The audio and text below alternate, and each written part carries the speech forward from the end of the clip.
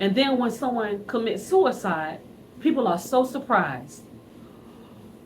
I just talked to them 2 days ago. I saw them in Publix 3 weeks ago, and they seemed like they were happy. Oh, they were so lively. They were themselves. I'm so surprised and taken aback by this information. I wonder what he or she was dealing with to cause them to feel like that was their only way out.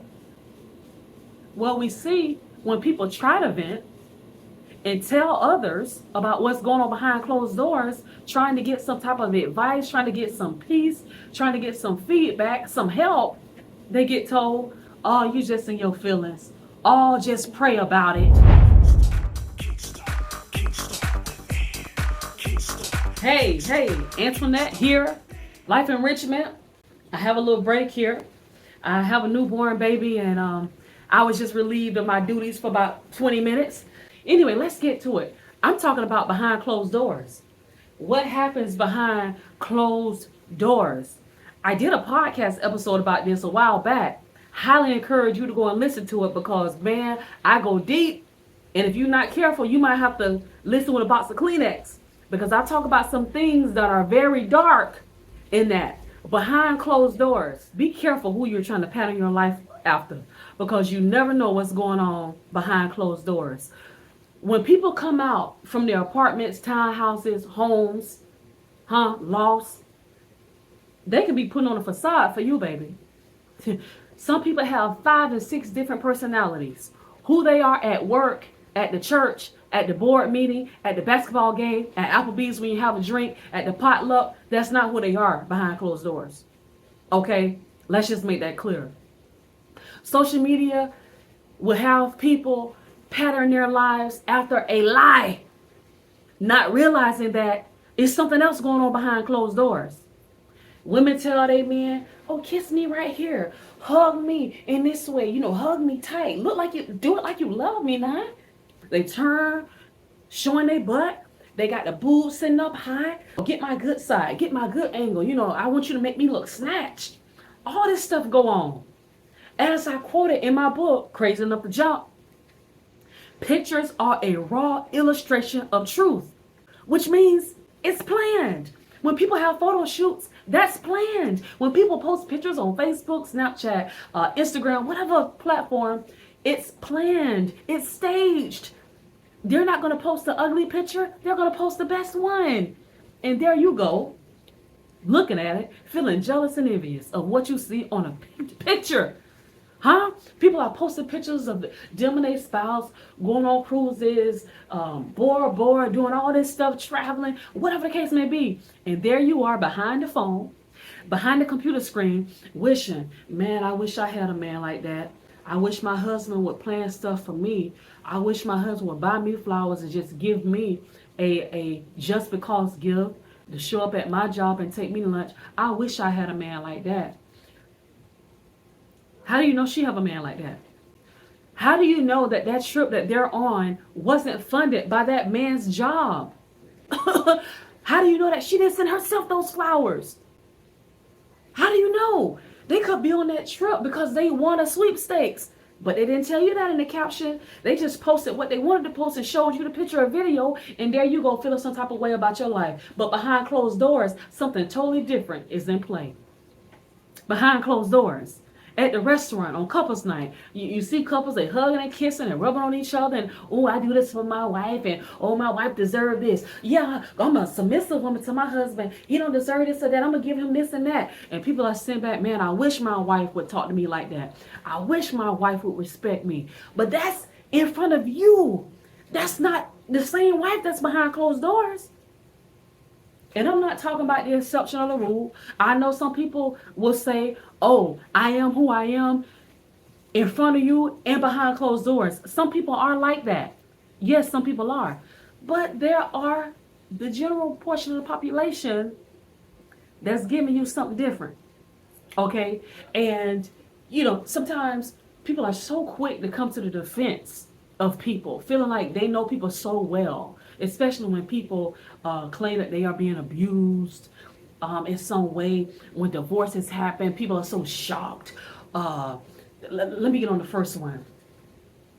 When women talk about being abused, Oh, I know that man not doing that. That's a good man. That's a classy man. He's sophisticated. He would never do that. I work with him. I go to church with him. I'm on the board with him. Like, that's a good man. We all look at him. I know she lying. She just wants some type of attention. She just not getting everything that she want from that man. She just in her feelings. So quick to come to the defense when you are getting that version from that man.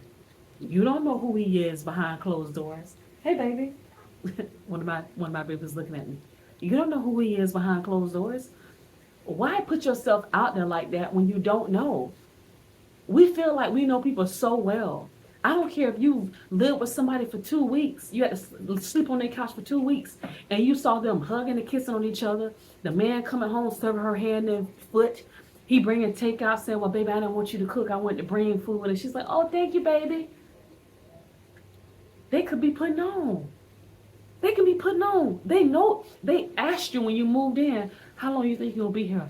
"Oh, two to 3 weeks. That's all I need." They could put on a facade for 2 to 3 weeks. Huh? They could put on a facade for that amount of time. Behind closed doors, though, you don't know what's going on when you're not there. And then you are saying, if I don't have a relationship like that, I don't want it. If a man don't treat me like that while we dating, I don't want to get married. If I can't have what my sister, god sister, cousin, girlfriend have, I don't want it. If I can't get a man like that, it ain't no use. And she don't even have a man like that.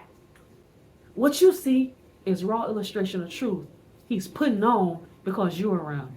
And the same thing go for a female. She could put on in front of your homeboys, make it seem like she's so this and she's just so that, and they slobbing out their mouth, they drooling, wishing they had a woman like that, looking for a woman like that. If you turn around if you leave home too long, they'll be in the bed with her. They'll be sliding her DMs. They'll be waiting on you to die so they can shoot a shot, not knowing that you have something going on behind closed doors. 2 years ago, I went to a funeral. And after the funeral, the young man who was grieving the loss of his father, he said he felt like he was in the funeral of a stranger. Everyone who got on the microphone, they were talking about a man that he never knew. He never met him. And I thought that was so sad. And oftentimes, that's exactly where that life is. You go to funerals and celebration of life services, memorials, and people get up and say eloquent and grand things about the deceased. And the spouse is on the front row along with the kids and the other family members, and they're wondering, who are y'all talking about? We never knew that person. Huh? We was getting our head knocked off behind closed doors.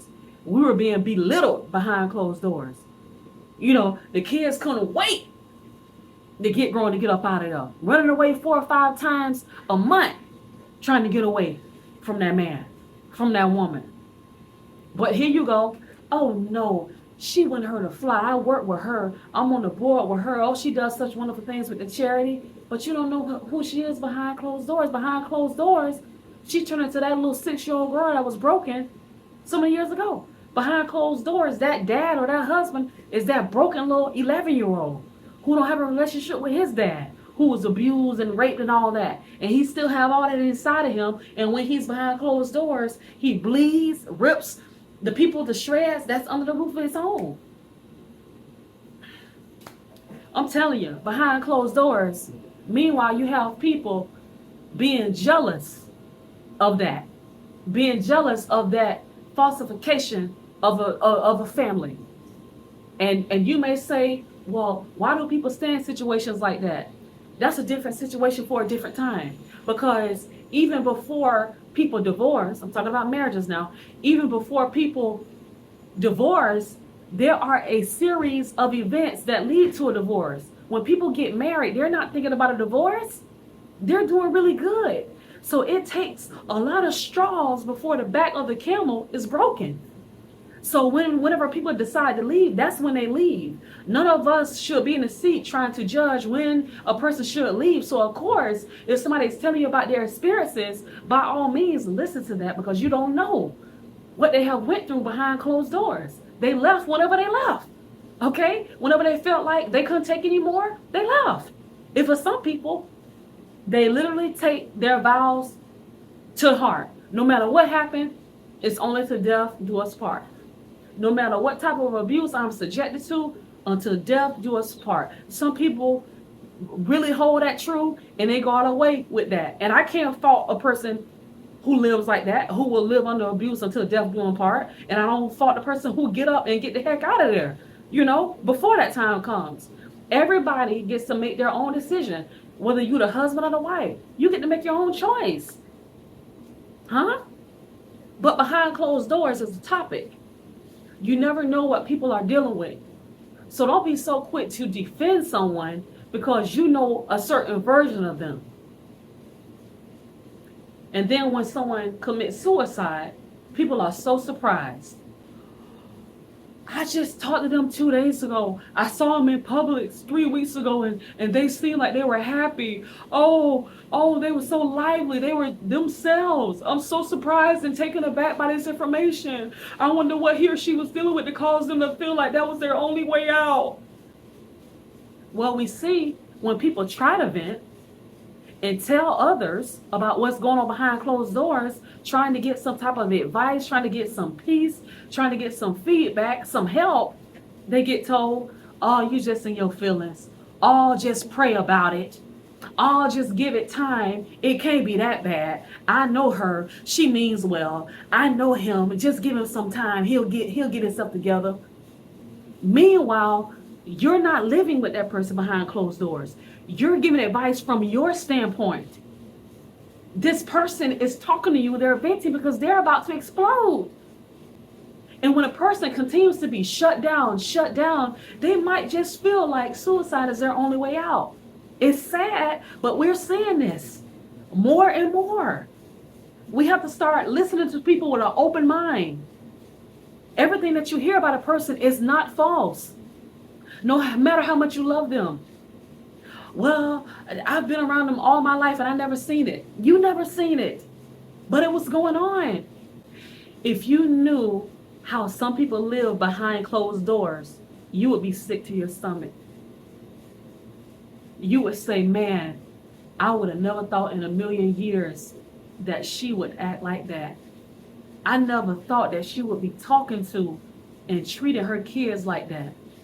With the amount of people who can't have children, with the amount of people who desire children being taken from them from the state, miscarriages, people who are being abused to the fact that they lose their kids, and you find out that this guy that you thought you know so well is actually molesting his kids, the boys and the girls.